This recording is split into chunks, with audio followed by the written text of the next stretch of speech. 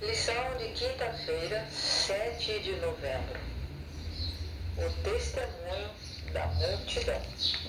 Então vamos lembrar que testemunhar é falar a verdade sobre alguma coisa que você viu ou que você ouviu.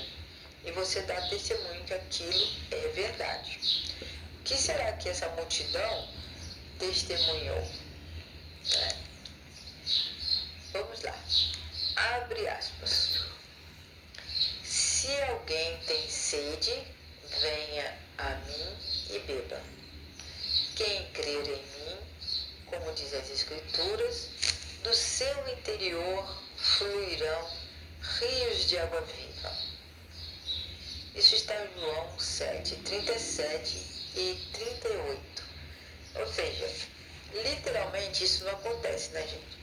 Isso é uma simbologia de quando que alguém aceita a Cristo, recebe a palavra de Deus em si, ela mesma pode agora ser uma multiplicadora desse conhecimento. Ela vai ensinar com prazer, com alegria, aquilo que as Escrituras dizem a respeito de Jesus.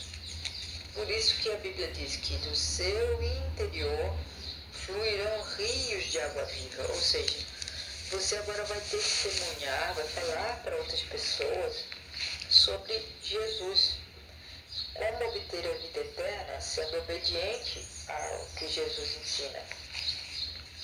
No livro de João está registrado várias vezes que Jesus fez declarações sobre si mesmo, sobre quem ele é e o que ele veio fazer neste mundo. O texto de João 7, 37 e 38 é outro exemplo do que Jesus afirmou sobre si mesmo e sobre o que ele faria a todos que o aceitassem.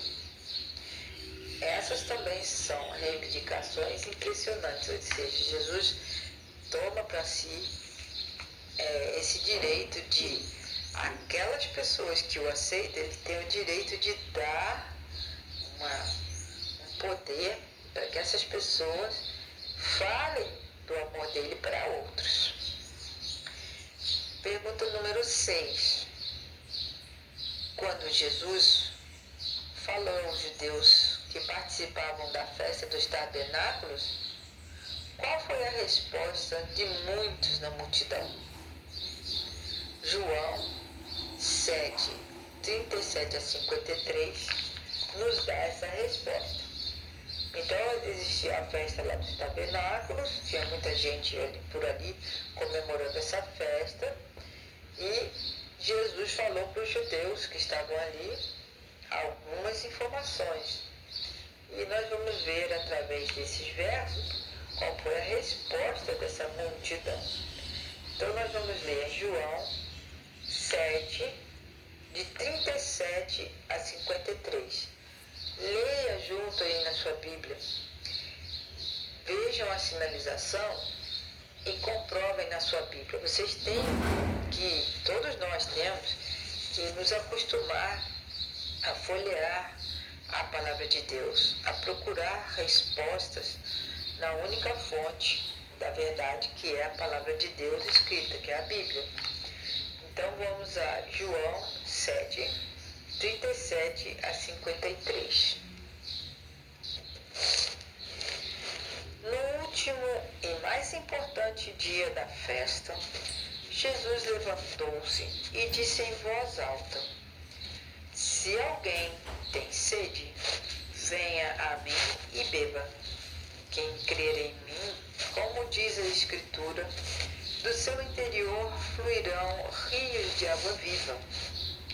Ele estava se referindo ao Espírito Santo, que mais tarde receberiam os que nele crescem.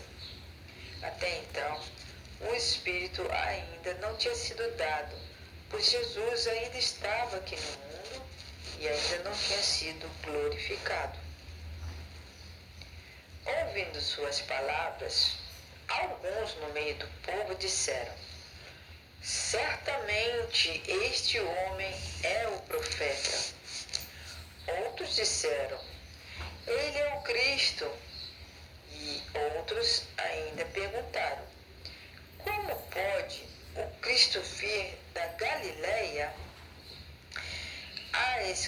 Escritura não diz que o Cristo virá da descendência de Davi e da cidade de Belém, onde viveu Davi? Assim, o povo ficou dividido por causa de Jesus. Alguns queriam até prendê-lo, mas ninguém lhe pôs a mão. Finalmente, os guardas do templo voltaram aos chefes dos sacerdotes e aos fariseus, os quais lhe perguntaram: por que vocês não o trouxeram? E eles responderam: ninguém jamais falou da maneira como este homem fala. Será que vocês também foram enganados? Perguntaram os fariseus. Por acaso alguém das autoridades e dos fariseus creu nele? Não. Mas essa ralé, que nada entende da lei, é maldita. Nicodemos, um deles, antes tinha procurado Jesus para conversar com ele e perguntou-lhes: a nossa lei condena alguém sem primeiro ouvi-lo para saber o que ele está fazendo? E eles responderam: você também é da Galileia? Verifique e descobrirá que da Galileia não surge nenhum profeta. Então, cada um foi para a sua casa. Então, nós vimos aqui uma discussão e algumas declarações. Algumas pessoas disseram que Jesus era mesmo o Cristo, não é? Outros disseram ele é o profeta, que era o profeta prometido por Moisés, mas a liderança judaica não quis aceitar. E naquele momento, os soldados que estavam a serviço dos sacerdotes do templo, eles tinham sido mandados lá para onde Jesus estava, para eles prenderem Jesus. E eles, a hora que eles ouviram a maneira que Jesus tinha de falar, de ensinar, eles não conseguiram pôr a mão em Jesus, não conseguiram prendê-lo. E quando eles foram falar com os fariseus, os sacerdotes, eles disseram: ninguém fala como ele falou. E eles ainda ficaram, os fariseus e os sacerdotes ficaram bravos ainda. Como quem diz: vocês vão agora aceitá-lo? Vocês estão vendo se algum sacerdote, algum fariseu, algum de nós aceitou esse homem?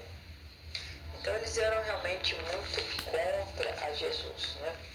Então, quando Jesus falou aos judeus que estavam ali participando daquela festa, a resposta de muitos foram essa. Alguns disseram que ele era o profeta, outros que ele era o Cristo, e ainda os sacerdotes, não aceitaram de jeito nenhum. Então o povo ficou meio que dividido, né? E uns reconheceram que realmente Jesus era enviado por Deus, e outros continuaram na dúvida e não aceitaram.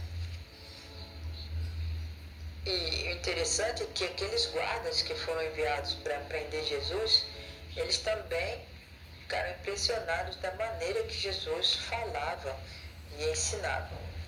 Infelizmente, aqueles guardas, né, não aceitaram Jesus por causa da incredulidade dos próprios fariseus. E eles ficaram tão bravos, os fariseus, os sacerdotes, disseram: por acaso alguma de nós, né, das autoridades aqui, acreditou nele, Jesus? Então, como é que vocês estão aí, né, dando uma de moleza? Agora, o Nicodemos, que já tinha feito, né, conversado com Jesus, já tinha convivido um pouquinho que fosse, né, ele já tinha uma outra ideia sobre Jesus. Aí ele quis defender Jesus, porque ele disse: será que na nossa lei nós temos algum testemunho de condenar alguém sem primeiro ouvir o que essa pessoa tem a nos dizer sobre o que ele fez ou o que ele faz? Então Nicodemos ali já estava mostrando que de alguma forma ele aceitava Jesus, mas ele ainda não tinha tanta certeza assim também não, mas estava ali defendendo Jesus. A Bíblia dá evidências de que Nicodemos passou a acreditar em Jesus depois de tudo que estava acontecendo com ele. Mas quando foi que Nicodemos creu de verdade? Foi depois da morte de Jesus Cristo. Então ele passou a ser também um seguidor de Cristo.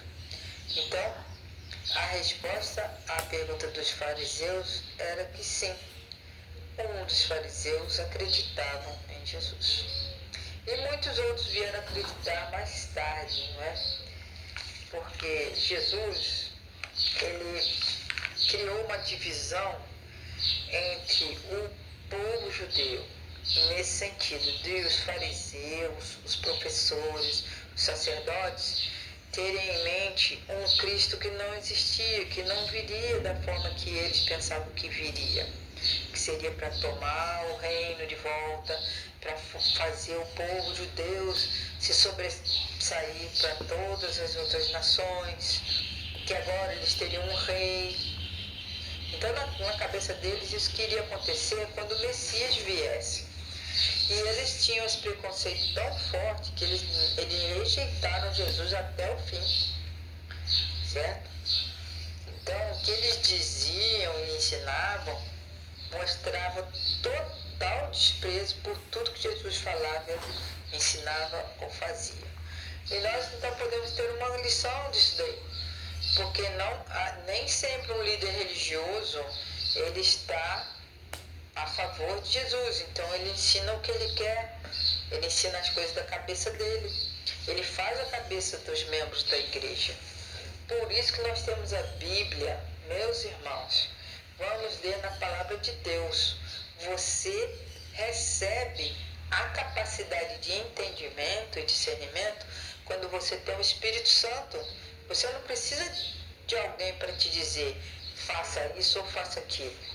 Porque Jesus já deixou claramente na palavra dele o que nós devemos fazer. Então, nem sempre uma liderança religiosa está com a verdade. Os preconceitos e tradições que essa liderança ensina, muito pelo contrário, de nos aproximar de Deus, eles fazem o quê? Nos afastam de Deus. E você é um filho de Deus a partir do momento que você aceita Jesus como seu Salvador.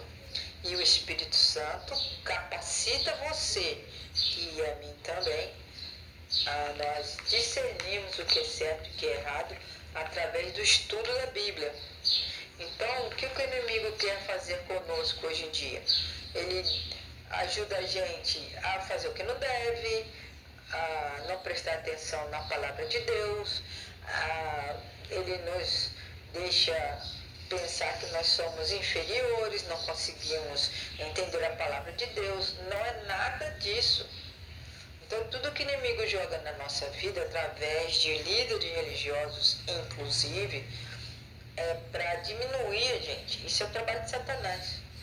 Então, você aceitou Jesus como seu Salvador, você pede o Espírito Santo, pede discernimento, entendimento, e com certeza vai chegar até você aquilo que você precisa para entender que Jesus é o Cristo, Jesus é o Messias prometido e ele vai voltar para dar um presente para nós que acreditamos e nos mantivemos firmes, que é o galardão, é a vida eterna.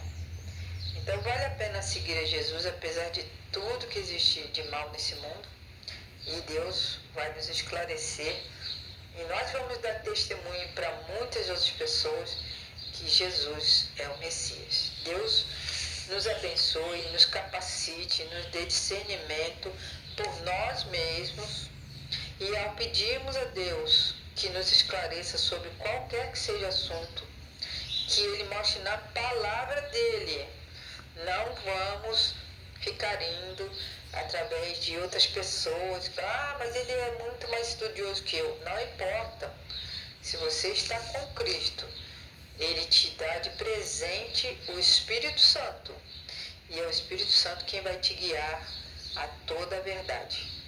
Que Deus nos abençoe, que nós possamos encontrar na palavra de Deus, o nosso Cristo, o nosso Messias e a vida eterna. Amém.